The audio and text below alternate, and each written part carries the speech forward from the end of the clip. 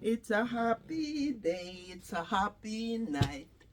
Welcome to my channel, please subscribe. Teresita Standard po. Welcome to my channel, please subscribe. Thank you po sa lahat ng aking mga subscribers. At sana po kahit konti, nakatulong kami sa inyo at napapasaya namin kayo. Yung pong mga gustong makipag-usap sa akin na tumatawag, iba po ang oras natin. Pagka kayo gising, ako po ay tulog. Pagka ako naman ay gising, kayo po ay tulog. Kaya, at hindi po ako sumasagot ng cellphone. Yung pong binibigay namin sa inyong chance, yung live stream po namin, pag Saturday morning yon, yung po, doon po tayo makakapag-chat. Kasi sa gabi, kailangan ko rin po magpahinga.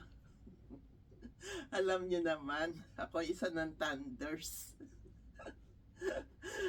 Itong darating na 2025, ako po ay 78 na. Sana maunawaan nyo po yun. Sa gabi gusto kong matulog. Although, dahil paglilista ko ng mga names nyo, minsan inaabot ako ng, minsan 11 o'clock na ako nakakatulog. Kasi bago ako matulog, magliligpit-ligpit muna dito, papanik sa taas, magsishower. Minsan nakakatulog po ako, basa ang buhok ko. Kasi kailangan ko na talagang matulog. Kaya yun lang po. Itong nakaraang araw, few days, talagang masama po pakiramdam ko dahil yung pang-spray sa mga damit ng mga bata ay sa stain. Minsan, yung kinakain nilang food, naman siya yung damit nila. Yung pang-spray po nila, talagang sinabihan ko yung ina. Sabi ko, that made me sick. Inuubo po ako. Pagka meron pong akong naamoy na hindi kasundo ng katawan ko, uubuhin na po ako. Sabi niya, oh, it's okay. That's organic. Organic, inubo ako. 2 days po, nagkasakit ako. Kahapon, hindi ako nakapaglinis ng bahay namin ng Saturday.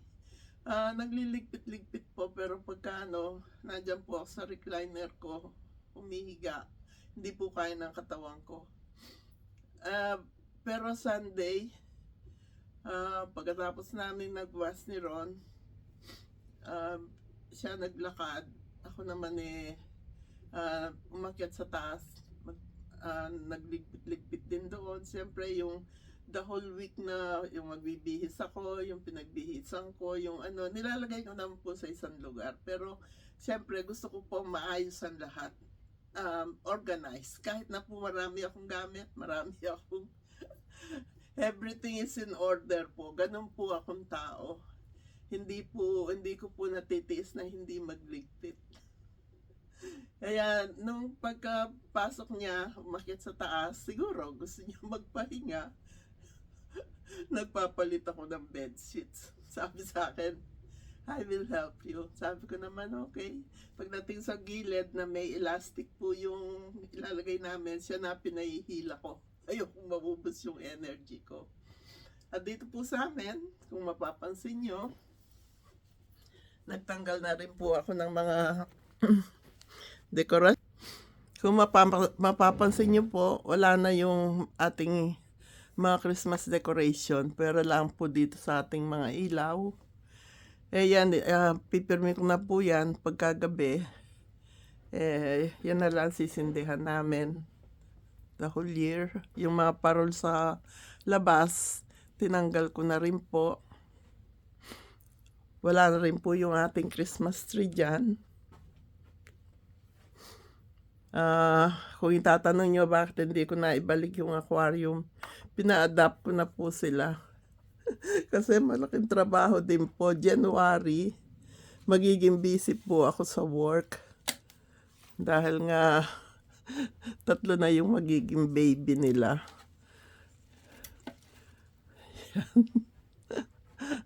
Ayan po. Wala na yung ating Christmas tree. Wala na yung ating mga Christmas decor. Siyempre, wala naman pong gagawa noon kundi ako. Ang nangyayari po kasi dito sa Amerika, kung ikaw ay may sakit, uminom ka ng gamot, Pag maayos ang pakiramdam mo, tumayo ka, magtrabaho ka, hindi ka pwedeng magtamad-tamaran. Yun namang isang binigyan ni Edison, hindi lang siya ang pagsasabihan ko, kundi para sa lahat na rin po. Nung unang taon ko po sa aking pag-YouTube, sinabi ko na bigyan sila Shirley at Jenalyn ng 3 days para mapadala pera nyo. Kasi pag Sabado po, alam nyo po ba yung asawa ni Shirley? Pastor po yan. At sila ay marami pong gawain sa church. Nasa malayong lugar po sila, minsan walang signal. Kaya minsan, sabi ko bigyan nyo sila ng 1, 2, 3. Noon nga sabi ko 1 to 4 days. And itong huli, sabi ko, bigyan sila ng 1 to 3 days. At yung iba namang nagre-request, hindi ko maintindihan bakit tinutulungan ka na namin. Na nagdamdam yung anak kong si Edison kasi pati sa pangmatrikula mo, pati sa mga baon mo, tinutulungan ka. Bakit sasabihin mong mahigit 2 years ka ng subscribers, hindi ka pa nananalo? Kasi itong pagkakataon na ito, kahit ang dami-dami nyo po, nililista ko, natatandaan ko, sabi ko kay Shirley, pakicheck mo nga, hindi ko na ilista yung binigyan ni Edison na yan. Sabi, opo. Sabi ko, totoo bang mahigit 2 years na hindi siya nananalo? Sabi, nag-claim na po siya, kapapanalo lang niya. Sinabi niya sa akin kung sino ka. Sinabi ko sana ko, si Edison, nagdamdam siya sa ginawa mo. Pag nangihingi ka naman, binibigyan ka. Kahit panggastos ng mga pamangkin ni Mercy, pinabibigay ni Edison sa'yo. Sana wag nang ganon. Pwede ba? Mahal ka namin.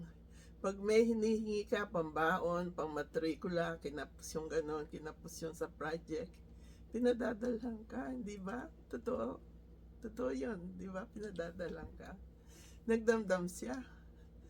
Sabi, kaya ang unang sabi ni Jenalyn sa akin, hindi lahat ng subscribers mo, honest. Totoo. Kahit sabi ko, sige na, siguro mahigpit ang pangangailangan. May hinihingi ka pa nga sa amin, magbi-business ka. Bibigay na sana namin eh. Nagbago isip namin. Paano ka namin pagkakatiwalaan sa kung sigad, yung maliit na bagay, sininop mo. Kagaya ako, kahit maliit yung bahay namin, basta maganda pakiramdam ko, nililinis ko po yan. 3 floors. Kaya lang, hindi na po ako nakapag-vacuum. Sabi kay Ron, Monday, I wanna make sure you will vacuum all the 3 floors. I cannot do it anymore. I don't have the energy. Gagawin daw niya yan. May message ko pa yan para gawin niya. Para ako, hindi po pakulo ng luya. Bumili po ako nito. Ginger with Yuja tea with honey. Ewan ko kung ano yung Yuja tea. Kasi pakulo ako ng luya. 1-2 inuman ko lang, tapos nagpapakulo. Bumili na po ako ng 1 garapon. Kasi sa kagaya ko, kailangan maghanap ako ng solusyon to make my life a little bit easier. Yung pagsusulat lang ng mga pangalan nyo, I am spending a lot of time. Sana naiintindihan nyo yun. Kami po, ang sa amin ni Edison, pasayahin kayo. Ako naman, madami. Ililista ko lahat yung mga pangalan nyo. Tapos yung mananalo, sasubmit kay Shirley, kay Jenalyn. Si Jenalyn naman, pagkagaling ko po sa trabaho, okay po ako, makakapasok ako ngayon. Kasi alam niyo bang pag wala akong pasok, wala akong sahod. Totoo po yan. Kaya, kailangan minom lang ako ng gamot, kailangan kong pumasok. Pero hindi na po ako contagious. Pa sa 24 hours na wala ka ng lagnat, okay ka na. Ako po, pag nakaamoy ng nananaba ko, sumasama po pakiramdam ko, nahihilo ako. Yung mga mabagsik na amoy ng sigarilyo, sumasama rin po pakiramdam ko. Lalo na yung nangyari sa amin sa basement, nasunog mismo yung heating system namin. Ako lahat ang inhale. Lumabas nga ako, inhale, exhale, pero naamoy ko na, di po ba nagbibideo ako. Kaya, ngayon napakadelikado na po ng aking system. Pag may naamoy akong hindi gusto ng katawan ko, pang-spray lang po yun, pero napakabagsik ng amoy. Nagkasakit po ako. Pagka may ginigisa si Julia, mabagsik ang amoy. Nandun ako sa mga bata, nagpupunta kami sa basement para hindi ko maamoy. Hindi, ubuhin po ako. Kaya yun lang po. Mahal po namin kayong lahat. Kailangan magsalita ako kasi ayokong si Edison ang magsalita sa live stream. Ayokong makasakit siya ng tao. Yung pong mga nangangailangan talaga ang gusto namin tulungan. Kaya, mahal po namin kayong lahat. Ako kahit may sakit ako, nagtatrabaho ako. Hindi ako nagrereklamo. Kasi gusto ko po ito, gusto kong tumulong. Okay po? I love you all. God bless us all. Sana maging honest kayo lahat sa amin. Kasi love namin kayo. Kami honest kami sa inyo. Okay po? Kaya maging masaya po ang ating bagong taon. Magpapakita ako sa inyo. Mag-aayos ako ng prutas dito sa amin. Meron na po akong pinya. Swerte daw yan. Ako po, kahit hindi naniniwala sinasabi nila swerte, wala po akong pinalalagpas niyan. Nakita nyo lahat ng aking snake plant, nandiyan na lahat, nakapaikot sa akin. Meron sa amin doon sa living room, may sa kwarto namin. Meron dito, pagpasok ng pinto. Hindi lang po pwede sa labas kasi napakalamig dito, matutunaw sila. kaya baka matunaw ang swerte. Masaya po ako. Sabi ng aking BFF, ayaw daw niyo nakikita nalulungkot ako. BFF naman, kung masama pakiramdam ko, paano naman ako makakatawa? Kahapon talagang ginawa ko po, magagawa ko para malinis itong aming bahay. Ano po ang gagawin nyo? Pagkatapos nyo mag-map ng floor, eto, yung asawa ko, tuloy-tuloy mag-i-snack daw. Nakita ko yung pinasok niya putik.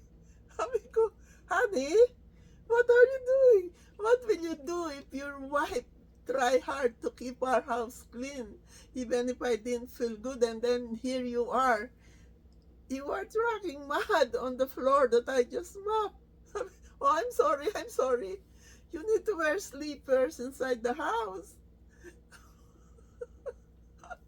Pinamap ko sa kanya.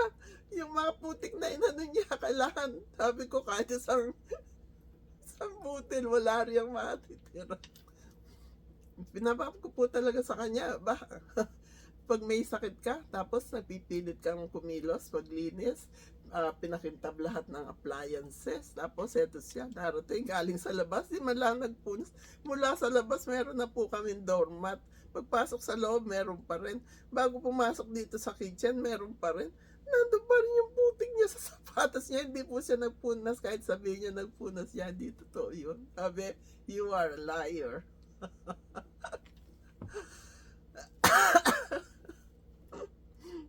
Kaya, maging masaya po tayo.